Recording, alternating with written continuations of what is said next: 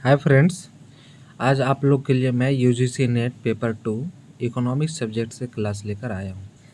और इसमें आप लोग को बता दें कि इकोनॉमिक्स में आप लोग को आज हम पढ़ाने वाला हूँ अर्थव्यवस्था की मूल्य समस्याएं, चयन की समस्या एवं मूल्य तंत्र की भूमिका। ठीक है, यानी कि कह सकते हैं कि ये यूनिट 1 के अंतर्गत है। ठीक है, यूनिट 1 का आपका कह सकते हैं कि बेसिक है, पूरा इकोनॉमिक्स का बेसिक क्लास ले रहा हूँ। 1-2 क्लास के बाद आपका यूनिट 1 ठीक है स्टार्ट ही हो जाएगा, है ना, मतलब स्टार्ट ही है। तो इसमें से भी अगर कुछ प्रश्न पूछता है तो उसे भी ले लिया हूँ ताकि आप लोग को समझने में आसान हो। कहे कि यूजी पीजी में स्टूडेंट नहीं पढ़ पाते हैं, है ना, वैसे स्टूडेंट जो आप नोट्स गाइड ठीक है तरह से आप पढ़ के अगर पास किए हों उसके लिए बहुत फ़ायदा होने वाला है। ठीक है, इन्हीं बातों को ध्यान देखते हुए इस क्लास को चलाया जा रहा है। ठीक है फ्रेंड्स, तो चलिए आगे स्टार्ट करते हैं। ठीक है, तो देखिए हम लोग इस चैप्टर के अंतर्गत हम लोग आज बात करने वाले हैं। ठीक है, क्या चयन एक आर्थिक समस्या है। ठीक है, देखिए ये सब आप लोग को डायरेक्ट क्वेश्चन नहीं पूछेगा, पर अभी आप लोग जानते हैं कि आपके 3-4 एग्जाम से ठीक है, मतलब 1-2 वर्ष के अंदर अभी जब से पैटर्न चेंज हुआ है तब से आप लोग को इकोनॉमिक्स में 10 नंबर का आपका गद्यांश भी 10 क्वेश्चन डाल दे रहा है। ठीक है, तो जब तक आपको इकोनॉमिक्स के संबंध में जब वर्ड पावर नहीं होगा, आपका समझ विकसित नहीं होगा, आप समझ नहीं पाइएगा, ठीक है, छोटी छोटी बातों को पकड़ नहीं पाइएगा, तो आपसे गद्यांश बनने वाला नहीं, क्या हिलेगा भी नहीं, डुलेगा भी नहीं। समझ गए। तो इसलिए अगर आपको जानना है, सीखना है, तो आपको डिटेल्स करना ही पड़ेगा। और ख़ास तौर पर आप लोग को जान ही रहे हैं कि इकोनॉमिक्स में कितना टफ है। क्यों? क्योंकि इसका मटेरियल एक तो हिंदी में रहता नहीं है। समझ गए। तो इसलिए आप लोग को जानना है और डिटेल्स ही चलना है। समझ गए। एक बार डिटेल्स, उसका बाद स्वयं नोट्स बनाते जाइए छोटा, उसका बाद उसका बार बार रिवीजन, बस यही मूल मंत्र है। चलिए स्टार्ट करते हैं। क्या चयन एक आर्थिक समस्या है। कहता है कि अर्थव्यवस्था में इकोनॉमिक्स के अंतर्गत ठीक है, क्या चयन एक आर्थिक समस्या है तो कैसे, क्यों, उसका हम लोग देखने वाले हैं, विश्लेषण करने वाले हैं। तो देखिए फ्रेंड्स, ठीक है, तो चलिए हम लोग दैनिक जीवन में आपका जीवन में, हम लोग का जीवन में, ऐसे बाजार में देखते हैं, हर समय देखते हैं कि हाँ चयन एक आर्थिक समस्या है। समझ गए। चलिए देखते हैं क्या कहता है, अर्थशास्त्री का क्या मानना है। हम जानते हैं कि हमारी आवश्यकताएं अनेक हैं, ठीक है, लेकिन उन्हें पूरा करने के लिए हमारे पास साधनों का अभाव होता है। किसका? साधन का। और आवश्यकता क्या है? अनेक है। समझ गए। मतलब बहुत कुछ चाहिए, कम समय में बहुत कुछ चाहिए, कम पैसा में बहुत कुछ चाहिए, यानी हमारे साधन क्या है? सीमित है। बिल्कुल सही बात है। अतः अर्थव्यवस्था की मूल समस्या ठीक है, अभावग्रस्त अथवा विरल साधनों में मितव्ययिता बरतने की समस्या है। समझ गए। कह रहा है कि अतः अर्थव्यवस्था की मूल समस्या अभावग्रस्त अवस्था या विरल साधनों में मितव्ययिता बरतने की समस्या है। चूंकि हमारी आवश्यकताएं अनेक होती है, लेकिन उनकी संतुष्टि करने के साधन सीमित होते हैं। समझ गए। मतलब बहुत सारे ऐसे हैं कि हम लोग की आवश्यकता है, बहुत ऐसे वस्तु सेवा ठीक है आवश्यकता है, पर क्या कह सकते हैं, उसे खरीदने के लिए या वो उस वस्तु का विनिमय करने के लिए हमारे पास साधन कम है। ठीक है, अतः इससे अभाव की समस्या उत्पन्न होती है। समझ गए। इसे ही क्या कहते हैं? अभाव की समस्या, जो चयन की समस्या पैदा करती है। और यही अभाव की समस्या जो है, चयन की समस्या क्या करती है? पैदा करती है। कहने का मतलब ये हुआ कि आपके पास पैसा कम है, ठीक है, और आवश्यकताएं अधिक है, तो ऐसे स्थिति में आप फिर छांटना स्टार्ट कीजिएगा। ठीक है, कि सबसे पहले हमको कौन सा वस्तु का आवश्यकता है सबसे ज़्यादा, ठीक है, उनके बाद कौन सा, उनके बाद कौन सा, उनके बाद कौन सा, बारी बारी से। तो यही हुआ आपका चयन की समस्या। अगर जितने भी आवश्यकताएं आपको आवश्यकता है, अगर उससे ज़्यादा आपका कहीं पैसा रहता, धन रहता, है ना, साधन रहता तो आप फिर चयन नहीं करते, बस जो मन किया करते चले जा रहे हैं। चलिए आगे देखते हैं। चयन की समस्या का मतलब सीमित साधनों के वैकल्पिक प्रयोग के, ठीक है, चयन से, ताकि उपभोक्ता और उत्पादन अधिकतम संतोष प्राप्त कर सके। ठीक है, यह चयन का काम विवेकी व्यक्तियों द्वारा किया जाता है और जिसके लिए वे एक विशेष आचरण करते हैं, जिसे उपभोक्ता एवं उत्पादक के रूप में व्यक्तियों का विवेकपूर्ण व्यवहार कहते हैं। ठीक है, क्या कहते हैं कि विवेकपूर्ण व्यवहार कहते हैं। उपभोक्ता, ठीक है, उपभोक्ता के रूप में इनमें परिवार, गृह इकाई तथा व्यक्ति शामिल होते हैं और उत्पादक के रूप में इनमें व्यवसायी, ठीक है, उद्यमी तथा फर्म शामिल होते हैं।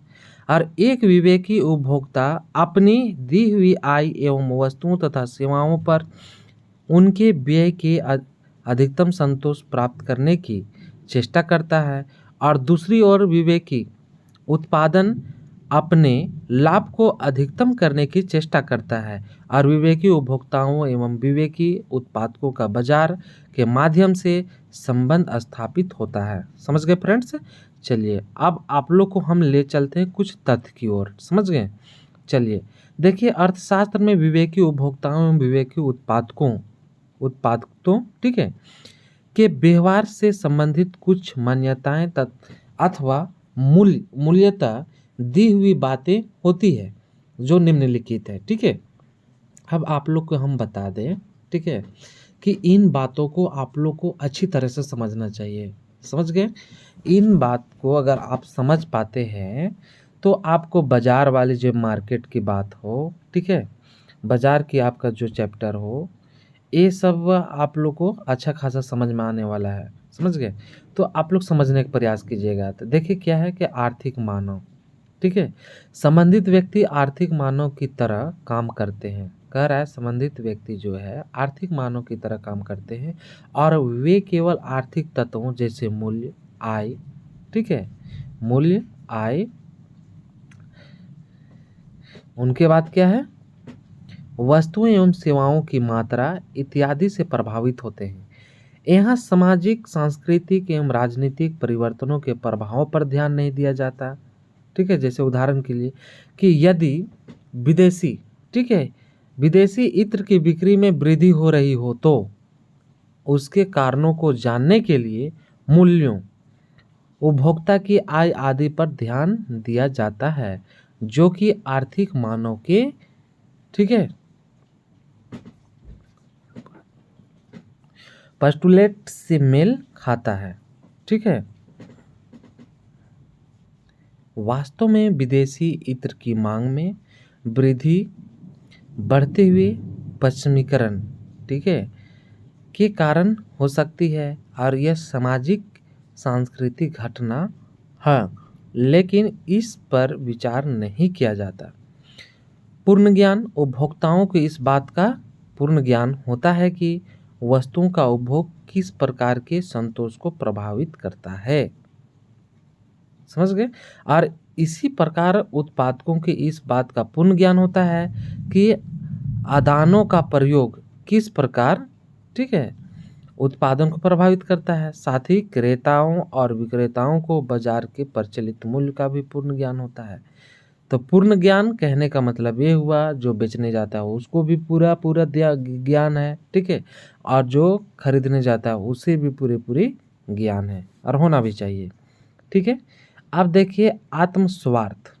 आत्मस्वार्थ क्या कहता है? आत्मस्वार्थ मतलब क्या है कि प्रत्येक व्यक्ति, ठीक है, आत्मस्वार्थ है कि प्रत्येक व्यक्ति जो है आपका केवल अपने स्वार्थ की चिंता करता है, लेकिन बाजार तंत्र आत्मस्वार्थी व्यक्तियों के कार्यों का इस प्रकार समन्वय करता है जिससे सामाजिक आवश्यकता की वस्तुओं का उत्पादन होता है। ठीक है, उसी तरह विवेकपूर्णता दो तरह की होती है, एक उपभोक्ता की विवेकपूर्णता और एक उत्पादक की विवेकपूर्णता। समझ गए? यानी कि जो उपभोग करता हो और एक जो उत्पादन करता हो। इस तरह से आप लोग का 4th पॉइंट था। समझ गए? अब चलिए आगे चलते हैं 5th की ओर। कहता है कि मूल्य स्वीकार करने वाला, ठीक है, क्या है, मूल्य स्वीकार करने वाला। 5th में है कि प्रत्येक बाजार में क्रेताओं एवं विक्रेताओं की संख्या इतनी अधिक होती है तथा वे इतने स्वतंत्र होते हैं कि प्रत्येक मूल्य स्वीकार करने वाला होता है, न कि मूल्य निर्माता। ठीक है। छठा क्या है, बाजार संतुलन। सभी बाजार संतुलन की स्थिति में होते हैं। क्या कह रहा है, सभी बाजार संतुलन की स्थिति में होते हैं, यानी मूल्य ऐसे होते हैं जिनसे बाजार में विनिमय से कोई भी उपभोक्ता अथवा उत्पादक असंतुष्ट नहीं रहता। ठीक है, असंतुष्ट नहीं रहता। बाजार में संतुलन मूल्य का तथा संतुलन मात्रा की स्थिति होती है। तो यही है आपका बाजार संतुलन। अब आप लोग को इसमें मेन पॉइंट बता दे, बाजार संतुलन, इसको अच्छी तरह से समझना चाहिए आप लोग को। ठीक है, चलिए बाजार संतुलन हम लोग समझते हैं। ठीक है, तो बाजार संतुलन ऐसी स्थिति है, ठीक है, जिसमें, ठीक है, जिसमें आपका मूल्य ऐसे होते हैं जिनके बाजार के विनिमय से कोई भी उपभोक्ता अथवा उत्पादक, ठीक है, असंतुष्ट नहीं रहता तथा बाजार में संतुलन मूल्य तथा संतुलन मात्रा की स्थिति होती है। बाजार में विनिमय की प्रक्रिया में दो प्रकार के एजेंट होते हैं, क्रेता तथा विक्रेता। क्रेता वस्तु को खरीदना चाहते हैं लेकिन उनकी खरीद का ऑफर वस्तु के मूल्य द्वारा बाधित होता है। उसी प्रकार क्रेता और वस्तु को बेचना चाहता है, ठीक है, चाहते हैं कि लेकिन उनकी बिक्री का ऑफर भी वस्तु के मूल्य द्वारा बाधित होता है। अब संतुलन की अवस्था में क्रेता एवं विक्रेता वर्तमान मूल्य पर उतनी मात्रा खरीदने और बेचने में सक्षम होने चाहिए जितना वे चाहते हैं। चूँकि क्रेता तब तक खरीद नहीं सकते जब तक, ठीक है, जब तक कि आपका विक्रेता बेचने के लिए तैयार ना हो, और विक्रेता तब तक बेच नहीं सकते जब तक कि क्रेता खरीदने के लिए तैयार ना हो। समझ गए? तो इसका मतलब यह हुआ कि वर्तमान मूल्य पर खरीद का ऑफर आवश्यक ही बिक्री के ऑफर के बराबर होना चाहिए। अतः संतुलन मूल्य पर मांग पूर्ति के बराबर होनी चाहिए, और यही आपका, ठीक है, क्या है कि बाजार संतुलन की भी अवस्था है, और जो कि हम लोग एक फिगर के माध्यम से बताया गया है। देखिए फ्रेंड्स, इसमें एक अक्ष में आपको क्वांटिटी को बताया गया है, इसमें प्राइस है, आपका मूल्य है वाई अक्ष में, ठीक है, और उनके बाद एस आपका सप्लाई है, डी डिमांड है, और ई आपका संतुलन बिंदु है। ठीक है, इस फिगर में आप लोग देख पा रहे होंगे। चलिए अब आगे हम लोग देखते हैं। ठीक है, हम लोग आगे देखते हैं, और आगे क्या देखने वाले हैं कि अर्थव्यवस्था के मूल्य समस्या या चयन की समस्या। ठीक है, कहता है कि अर्थव्यवस्था के मूल अथवा केंद्रीय समस्या अभावग्रस्त और विरल साधनों में मितव्ययिता बरतने की समस्या है। चूँकि हमारी आवश्यकताएं अनेक होती है लेकिन उनकी संतुलन करने की साधन सीमित होते हैं, अतः इससे, ठीक है, अतः इससे अभाव की समस्या उत्पन्न होती है जो चयन की समस्या पैदा करती है। चयन की समस्या का मतलब सीमित साधनों के वैकल्पिक प्रयोग के चयन से है, और इस समस्या का समाधान प्रत्येक अर्थव्यवस्था में मूलतंत्र द्वारा किया जाता है। इसके लिए अर्थव्यवस्था की 5 मूल्य समस्याओं को समाधान आवश्यक है। अर्थव्यवस्था की 5 मूल्य अथवा केंद्रीय समस्याएं निम्नलिखित है। पहला, क्या और कितनी मात्राओं में उत्पादित करना चाहिए। ठीक है, चयन की समस्या में यह है कि क्या और कितनी मात्राओं में उत्पादित करनी चाहिए। अगर आप इसको समझ लेते हैं तो आगे आने वाले में, ठीक है, आपको बहुत कुछ समझ पाइएगा। ठीक है, और गद्यांश जैसा क्वेश्चन हल कर पाइएगा। जैसे यहाँ पर एक को बता रहे हैं डिटेल्स में, उसके बाद फिर शॉर्ट करेंगे। चलिए चलते हैं कि अर्थव्यवस्था की पहली मूल समस्या इस बात का निर्णय लेना है कि किन किन वस्तुओं और सेवाओं का और कितनी मात्रा में उत्पादन किए जाए। ठीक है, जैसे कहने का मतलब आप बाजार को देख पा रहे हैं, यहाँ यहाँ का जो जनता है ना, वो समाज जो है, समझ गए, उसको आप देख के आप अंदाज़ा लगा सकते हैं कि जैसे कपड़ा का है या भोजन का है या कुछ भी ऐसा सामान है कि उसको कितने मात्रा में उत्पादन करना चाहिए। ठीक है, कितने मात्रा में करने चाहिए, कब करने चाहिए, इस तरह से अंदाज़ा लगाया जा सकता है और वही सब आपको आना चाहिए। तो इसके लिए अर्थव्यवस्था के कुल उत्पादन के बनावट के संदर्भ में सीमित साधनों के वितरण का प्रश्न उठता है। और चूंकि साधन साधन क्या है आपका, सीमित होते हैं, अतः समाज को यह निर्णय लेना होता है कि वह किन किन वस्तुओं का उत्पादन करे, जैसे चावल, कपड़ा, मकान इत्यादि।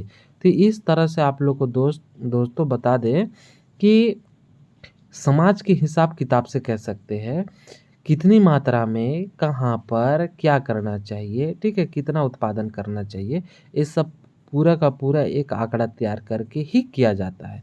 और ये आपको बता दें कि ये पता होना ही चाहिए बाजार के लिए। चलिए अब आगे चलते हैं सेकेंड, कि वस्तुओं का उत्पादन कैसे किया जाए। अब जैसे यहाँ पर हम लोग तो पहला काम कर लिए, अब देखा जाए कि समस्या अब आगे आएगा कि आपका उत्पादन कैसे किया जाए। तो जैसे यहाँ पर दिया हुआ है, अर्थव्यवस्था की दूसरी समस्या इस बात का निर्णय लेना है कि वांछित वस्तुओं का उत्पादन कैसे किया जाए, यानी कि उसमें उत्पादन के लिए कौन सी तकनीकी अथवा विधि का अपनाई जाए, है ना। और यह समस्या मुख्यतः अर्थव्यवस्था के साधनों की उपलब्ध पर निर्भर करती है ना। कह रहा है कि उपलब्धि पर निर्भर करती है कि आपका संसाधन कैसा है ना, कि अगर अच्छा खासा संसाधन है तो आप कैसे उत्पादन कर सकते हैं, समझ गए, फैक्ट्री लगा के, हाथ से, मशीन से, क्या। ठीक है, तो ये पूरा का पूरा डिपेंड करता है आप लोग का साधन के ऊपर। ठीक है, अब चलिए फ्रेंड्स आगे देखते हैं कि किसके लिए उत्पादन किया जाए। आप जब उत्पादन कर रहे हैं, ठीक है, वो सब हम लोग पॉइंट देख लिए। आप बताया जा रहा है थर्ड में कि किसके लिए करेंगे।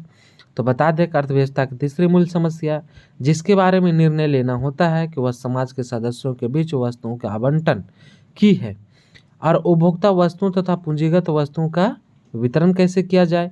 और व्यक्तियों के बीच उपभोक्ता वस्तुओं का वितरण विनिमय के आधार पर होता है, और जिस व्यक्ति के पास खरीदने के साधन अथवा आय होती है वही वस्तुओं को खरीद सकता है, और एक धनी व्यक्ति की आय अधिक होती है जिससे वह अपनी आवश्यकता की प्राय सभी वस्तुएं खरीद सकता है। तो इन सभी बातों को ध्यान में देखकर, ठीक है, उत्पादन किया जाना चाहिए। जैसे यहाँ पर कह रहा है दूसरी ओर एक गरीब व्यक्ति आय कम होती है जिससे वह अपनी आवश्यकता की कम ही वस्तुएं खरीद सकता है। तो इस तरह से हमारे समाज में जितने वर्ग के लोग रहते हैं सबको मिलाकर जो जैसा भी वस्तु का उत्पादन किया जा रहा है एक राउंड फिगर में कर सकते हैं। चलिए फ्रेंड्स अब हम लोग फोर्थ की ओर चलते हैं। कह रहा है कितनी दक्षता के साथ साधनों का उपयोग किया जा रहा है। ठीक है, कितनी दक्षता के साथ साधनों का उपयोग किया जा रहा है।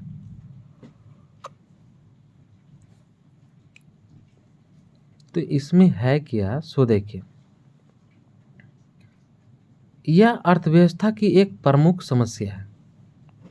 ठीक है, यह है अर्थव्यवस्था की एक क्या है, प्रमुख समस्या है, क्योंकि उपरोक्त तीन निर्णय लेने के बाद समाज यह जानना चाहता है कि उसके साधनों का पूर्ण उपयोग हो रहा है अथवा नहीं। यदि समस्या के साधन बेकार पड़े हों तो उनके, ठीक है, अगर साधन बेकार पड़े हो तो उनके पूर्ण उपयोग के उपाय ढूंढने होंगे। जैसे यदि श्रम, पूंजी एवं पूंजी भूमि जैसे साधन उनके गलत वितरण के कारण बेकार पड़े हो तो मौद्रिक, वित्तीय एवं भौतिक उपायों द्वारा गलत वितरण को ठीक किया जा सकता है। समझ गए। तो इसमें वही बात किया जा रहा है कि कितनी दक्षता के साथ साधनों का उपयोग किया जा रहा है, कि मतलब जो भी संसाधन है, श्रम है, भूमि है, पूंजी है, या आपका मशीन है, समझ गए, या फिर आपका सेवा देने वाले अच्छा कारीगर हो, इंजीनियर हो, ये सभी बात हो सकता है, समझ गए, वो सब सभी श्रम में आएंगे। चलिए अब आगे चलते हैं। पांचवा क्या कहता है मित्र, कि क्या अर्थव्यवस्था वृद्धि कर रही है या गतिहीन है। समझ गए, मतलब नहीं कर रहा है। तो अर्थव्यवस्था की अंतिम समस्या यह मालूम करने की है कि क्या अर्थव्यवस्था के साधन समय के साथ बढ़ रहे हैं या गतिहीन है। यदि अर्थव्यवस्था गतिहीन है, ठीक है, अथवा धीरे धीरे वृद्धि कर रही है, तो इसकी वृद्धि को तीव्र करने के उपाय करने होंगे। ऐसे पूंजी निर्माण की ऊंची दर, है ना, दर द्वारा संभव है, जिसमें नवप्रवर्तन या अधिक दक्ष उत्पादन तकनीकों को अपनाकर वर्तमान पूंजी पदार्थों को नए एवं अधिक उत्पादक पूंजी पदार्थों से प्रतिस्थापित किया जा सकता है। समझ गए। तो ये आपका 5वां पॉइंट था। आप देखिए मूल्य तंत्र की भूमिका। समझ गए।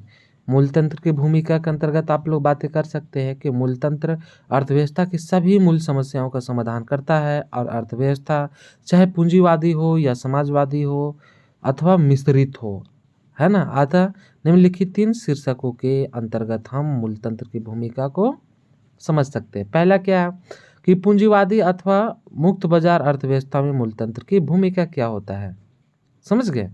तो देखिए पूंजीवादी अथवा मुक्त बाजार अर्थव्यवस्था में मूलतंत्र की महत्वपूर्ण भूमिका होती है। पूंजीवादी अर्थव्यवस्था अनियोजित होती है और इसमें उत्पत्ति के साधनों पर निजी स्वामित्व होता है तथा आर्थिक क्रियाओं का संचालन मुनाफे के उद्देश्य से किया जाता है, और इसके अंतर्गत व्यापारियों और उत्पादकों और उपभोक्ताओं तथा मजदूरों को अपने कार्यकलापों के संबंध में स्वतंत्रता रहती है। और इस प्रकार देखने में लगता है जैसे पूंजीवादी अर्थव्यवस्था असंगठित एवं अनियंत्रित होती है, लेकिन यद्यपि पूंजीवादी अर्थव्यवस्था अनियोजित होती है, फिर भी मूल तंत्र के माध्यम से सारी अर्थव्यवस्था संगठित एवं नियोजित रूप में कार्य करती है और उत्पादन एवं उपभोग के बीच सामंजस्य स्थापित होते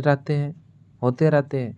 और मूल तंत्र वस्तुओं और सेवाओं के मूल्य के माध्यम से कार्य करता है, और मूल्य अनगिनत वस्तुओं एवं सेवाओं के उत्पादन को निर्धारित करते हैं, और वे उत्पादन को संगठित करते हैं तथा वस्तुओं और सेवाओं के वितरण में, ठीक है, सहायता करते हैं तथा आर्थिक विकास का मार्ग प्रशस्त रहते हैं। अतः अब हम पूंजीवादी अर्थव्यवस्था की मूल समस्याओं के समाधान में मूलतंत्र की भूमिका का विश्लेषण करेंगे। जैसे यहाँ मूलतंत्र की बात क्या होता है, तो देखिए पर क्या देखा जाता है। पहला पॉइंट, क्या और कितना उत्पादन करना चाहिए। समझ गए कि मुक्त बाजार अर्थव्यवस्था मूलतंत्र की भूमिका पूंजीवादी में कि क्या और कितने उत्पादन करना चाहिए, जैसे हम लोग ऊपर में देखें, ठीक है। उसके बाद उत्पादन कैसे करना चाहिए, ठीक है, केवल श्रम से, लेबर लगाना है, लगान, ब्याज, कैसे क्या क्या लगना चाहिए, पूंजी लगेगा, तकनीक लगेगा, ठीक है। तो वो सब उनके बाद है कि आय के वितरण का निर्धारण करना। तो आय के वितरण का निर्धारण का मतलब ये हुआ कि मूल तंत्र इस बात का भी निर्धारण करता है कि पूंजीवादी अर्थव्यवस्था में आय का वितरण किस प्रकार होता है। इस अर्थव्यवस्था में प्रायः वही व्यक्ति उत्पादक भी होते हैं और उपभोक्ता भी, और उत्पादक मुद्रा प्राप्त करने के लिए दिए हुए मूल्यों पर अपनी वस्तुओं को उपभोक्ताओं के हाथों बेचते हैं, और उपभोक्ता अपनी सेवाओं के बदले उत्पादकों से मुद्रा अथवा आय प्राप्त करते हैं। तो यही हुआ आय के वितरण का निर्धारण करना। बहुत सारे, ठीक है, जैसे यहाँ पर आप लोग को डायग्राम के द्वारा भी बतलाया गया है। समझ गए। फोर्थ है कि साधनों का पूर्ण, ठीक है, उपयोग करना, यानी कि जो भी संसाधन है, ठीक है, उसका अच्छी तरह से, ठीक है, फुल उपयोग करना हो। पांचवा कहता है कि आर्थिक विकास को प्रेरणा प्रदान करना, ठीक है। जब आर्थिक विकास को प्रेरणा प्रदान की बात होता है ना, बढ़ावा देने की बात आता है, तो देखिए क्या कहता है कि आर्थिक विकास को प्रेरणा प्रदान करने के लिए में भी मूल अथवा मूलतंत्र एक ठीक है, महत्वपूर्ण साधन का काम करता है और मूलतंत्र के माध्यम से ही सुधार और नवप्रवर्तन तथा विकास के लिए प्रेरणा प्राप्त होती है। और जब मूल्यों में वृद्धि होती है तो उत्पादकों के मुनाफे बढ़ते हैं और जिससे उत्साहित, ठीक है, होकर वे तकनीकी में सुधार एवं विकास करने के लिए शोध एवं प्रयोग पर अत्यधिक राशि का व्यय करते हैं और आवश्यकताओं, साधनों तथा तकनीकी में परिवर्तन के प्रति मूल्यों के माध्यम से ही अर्थव्यवस्था अपने को तैयार करती है। जब उपभोक्ता किसी अन्य वस्तु की अपेक्षा किसी विशेष वस्तु की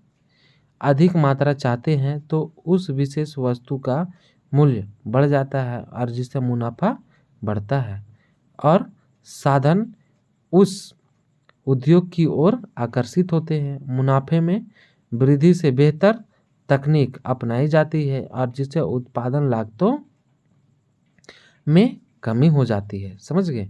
तो यही सब है आप लोग का आर्थिक विकास को प्रेरणा प्रदान करता है और यही है कि अधिक मुनाफा एवं नीचे लागते और नए उत्पादकों को आकर्षित करती है ना, और जो नई पूंजी की व्यवस्था करते हैं। इन सभी बातों को पूर्ण निर्माण में वृद्धि होती है और जो आर्थिक विकास का मूल तत्व होता है और उसको एक फिगर के द्वारा बतलाया गया है। अब उनके बाद है इनके कुछ सीमाएं होते हैं। समझ गए? चलिए, सीमाएं उतना इम्पोर्टेंट नहीं है, समझ गए। सेकंड की ओर चलते हैं कि समाजवादी अथवा नियंत्रित अर्थव्यवस्था में मूल तंत्र की भूमिका। ठीक है, तो इसमें क्या कहता है सो देखिए, समझ गए? इसमें क्या कहता है कि थोड़ा सा स्टार्टिंग करता हूँ, समझ लेते हैं कि मूलतंत्र मुक्त बाजार, ठीक है, अर्थव्यवस्था अथवा पूंजीवादी अर्थव्यवस्था की विशेषता माना जाता है। मूलतंत्र को, है ना, मुक्त बाजार पूंजीवादी अर्थव्यवस्था माना जाता है, विशेषता माना जाता है। अतः समाजवादी अथवा नियंत्रित अर्थव्यवस्था में इसकी, है ना, इसकी भूमिका उतनी महत्वपूर्ण नहीं होती जितनी पूंजीवादी अर्थव्यवस्था में होती है। समाजवादी अर्थव्यवस्था में मूल्य तंत्र के विभिन्न तत्वों जैसे लागत, मूल्य एवं मुनाफा की योजना एवं गणना केंद्रीय नियोजन अधिकारी द्वारा योजना के लक्ष्यों के अनुसार की जाती है और इस प्रकार इस अर्थव्यवस्था में मूलतंत्र स्वतंत्र न होकर नियमित एवं नियंत्रित होता है और जिन विभिन्न मान्यताओं के अंतर्गत मूलतंत्र मुक्त बाजार व्यवस्था में कार्य करता है वे समाजवादी अर्थव्यवस्था में नहीं पाई जाती है और समाजवादी अर्थव्यवस्था में केंद्रीय नियोजन अधिकारी ही बाजार के कार्यों का संपादन करता है। समझ गए? तो इस तरह से हम लोग देख पाए आपका समाजवादी अथवा नियंत्रण अर्थव्यवस्था मूलतंत्र की क्या भूमिका है, ठीक है, समाज में और नियंत्रित अर्थव्यवस्था में, कि कैसे कैसे इसका मूलतंत्र जो है प्रभाव डालता है। तो इसमें भी सेम बताया जा रहा है कि क्या और कितनी मात्रा में उत्पादित किया जाना चाहिए, उत्पादन कैसे किया जाना चाहिए। समझ गए? तो इन सब बातों को, उत्पादन किसके लिए किया जाना चाहिए, समझ गए, आय के वितरण कैसे हो, तो तमाम ये सब आप लोग के बातें इसमें ध्यान देना है। थर्ड कहता है कि मिश्रित अर्थव्यवस्था जैसे में मूलतंत्र की भूमिका। तो जैसे यहाँ पर आप लोग देख पा रहे होंगे कि मिश्रित अर्थव्यवस्था में बात किया जाए तो जैसे सार्वजनिक क्षेत्र, ठीक है, मतलब सबके लिए, और निजी क्षेत्र, है ना, प्राइवेट, ठीक है, दोनों का अस्तित्व होता है। मिश्रित अर्थव्यवस्था में आपका प्राइवेट भी आ जाता है और आपका कह सकते हैं पब्लिक भी आ जाता है तथा अतः इसमें भी मूल्य तंत्र सक्रिय भूमिका निभाता है। समझ गए? कौन सा? सक्रिय भूमिका निभाता है। तो जैसे एक मिश्रित अर्थव्यवस्था है, क्या और कितनी मात्रा में उत्पादन किया जाना चाहिए,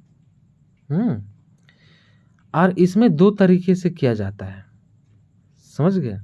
उसके भी अलग अलग है। फिर उसी तरह से उत्पादन कैसे किया जाना चाहिए, है ना, और उनके बाद इसमें आप लोग देख सकते हैं कि उत्पादन किसके लिए किया जाए। तो देखिए फ्रेंड्स, कुल मिलाकर बात ये है कि मिश्रित अर्थव्यवस्था में मूल्य की क्या भूमिका होती है, ठीक है? मतलब मूल्य कैसे प्रभावित करता है समाज और समाजवादी अर्थव्यवस्था में फिर कैसे उनका मूल तंत्र की भूमिका रहता है, नियंत्रित अर्थव्यवस्था में क्या उनकी भूमिका रहता है, पूंजीवादी अर्थव्यवस्था और मुक्त बाजार अर्थव्यवस्था में उनकी आपका सीमाएं की बात किया जाता है। अब इनके बाद अगर बात की जाए तो आप कह सकते हैं कि पूंजीवादी अर्थव्यवस्था और मुक्त बाजार अर्थव्यवस्था मूल तंत्र की भूमिका। तो कुल मिलाकर देखा जाए तीनों की मिलता जुलता भूमिका है ना? और इसमें थोड़ा थोड़ा बहुत अंतर है, ठीक है? तो आप लोग को मुख्य रूप से आज के चैप्टर में देखना था चुनाव, है ना, चयन की समस्या और मूल तंत्र की भूमिका, यानी कि एक रुपया पैसा मूल्य जो है, कीमत जो है, सबका प्रभाव कैसे छोड़ता है और कैसे वो चेंज होता है, बदलाव आता है, समझ गए? तो यही हुआ उनका भूमिका। चलिए आगे आप लोग को तुरंत नया क्लास लेकर आएंगे, है ना? और इनके अगले चैप्टर लेकर आएंगे और आप प्रयास रहेगा कि आप लोग का अच्छा से अच्छा हम संतुष्ट दिला पाए, है ना? 2-3 क्लास के बाद और रफ्तार से हम चलाएंगे क्लास, है ना? और अच्छे से और भी एक्सप्लेन करते चले जाएंगे। तो ठीक है फ्रेंड्स, आप लोग कुछ कमेंट में पूछे थे कौन सा बुक है सर, ठीक है? तो आप लोग को बता दें कि डॉक्टर सुमन का बुक है, ठीक है? ठीक है फ्रेंड्स, अच्छा लगे तो लाइक शेयर, है ना? और कमेंट बॉक्स पर आप लोग लिखिए और शेयर अधिक से अधिक मित्रों के पास इसे ज़रूर पहुंचाइए। थैंक यू फ्रेंड्स, ठीक है।